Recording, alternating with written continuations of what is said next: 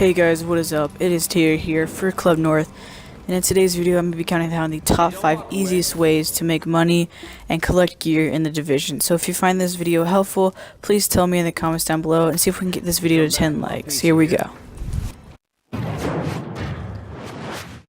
Okay, so in at number 5 here we have this video, or this list is going to be going from least efficient to most efficient.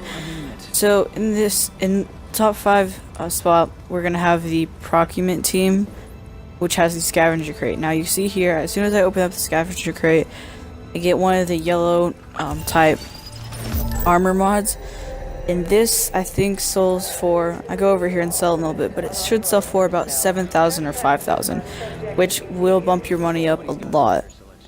As you see, you go down here and just sell it, and it bumps you up really fast. I think it's 7,000 credits just for opening a little crate right there. You can do that about twice a day, and that'll really help you out. So, but yeah guys, that is the number 5 spot here, the Procurement team and the Scavenger Crate. If you don't have that unlocked, just do some security encounters and you can go ahead and unlock that. Let's go ahead and hop into number 4.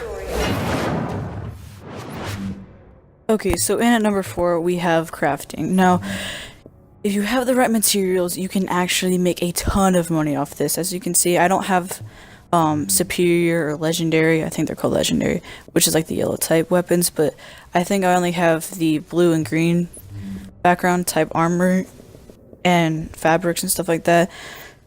So if you have like 70, because I never really used the crafting station, so I had a lot of fabrics and electronics and stuff, so I was able to craft a lot of armor and a lot of weapons. And if you have the yellow type weapon parts, you go up, you can craft the Damascus, which I believe is the pistol. You can get about 3 of those, and they're 50k each, and that'll bump you up a lot. So at number 4 is crafting. You can craft a lot. You probably have a lot of fabrics and electronics left over, so it's really helpful. But yeah, crafting is the number 4 slot. Okay, so in at number 3 we have the subway and sewer areas. Now the subway stations, those are hard to find. There's not that many of them across the map, but the sewers are everywhere. But if you walk around long enough in them, you'll probably find restocks and these police bags and stuff with weapon parts and fabric, which can help with crafting. But you also find boxes and crates and stuff, and they have some really good weapons in there. Even if it's not good enough for you to equip, it's probably good enough to sell for at least a couple thousand credits. So if you walk around long enough, you find enough of these, then you can have a really good farming method as to getting crates, weapons, fabrics, and weapon parts. You can find a lot of stuff down here. You can even find medikits and stuff to give to the civilians when you're walking around.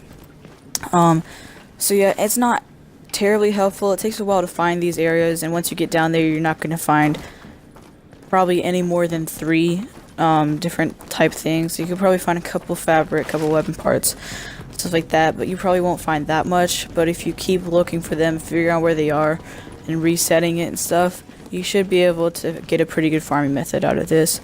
So that's why the subway and sewer stations are the number 3 slot on this list. They're not terribly efficient, but if you're just looking for a couple weapons to sell, then I think it would be pretty efficient for you. Okay, so in at number 2 is just straight up doing missions that you've already done before, just on normal mode. So they're like level 24s and level 30s, really easy missions. They can be quick. I mean, you get a lot of drops and stuff, and at the end you at least get about 3 drops, 1 weapon, and like a scope or something like that. And you'll get a weapon at the end too, and you get credits and XP, so those are really helpful too. And you'll get a lot of stuff to sell, maybe even stuff that'll help you out that you can equip and stuff. So that is why doing missions is in the number 2 slot. It's not the best way to do things because it does take a while, but it's definitely it's more efficient than running around a subway and sewer areas and stuff like that. So doing missions, doing normal missions around is the number 2 slot. So in the number 1 spot here, we actually have just walking around and finding enemies and shooting down groups of enemies. Now you don't think that this would be very efficient, but you walk around long enough and you'll get a ton of stuff. I mean, you can get yellows, purple stuff, and you can get, it's really crazy how much stuff you can get, and that is why it's the #1 slot on this list.